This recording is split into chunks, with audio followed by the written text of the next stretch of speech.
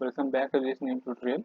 So today I'm going to show you a simple thing called how to like a something simple thing called a dev mode.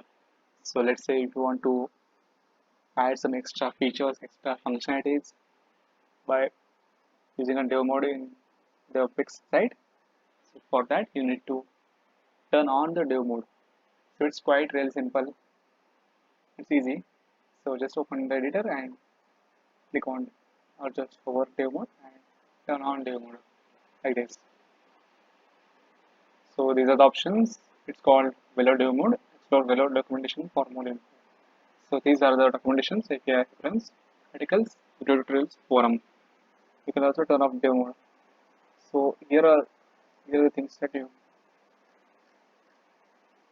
you get to see like this only.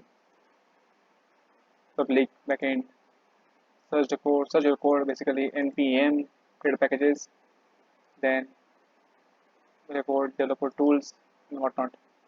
Many options as well. For example, say the reference hello world, community forum, for examples below. You can also run, minimize this, maximize this,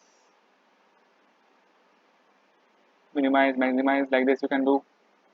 And if you want to again switch it off, just turn off the radio mode, and that's it, you are good to go.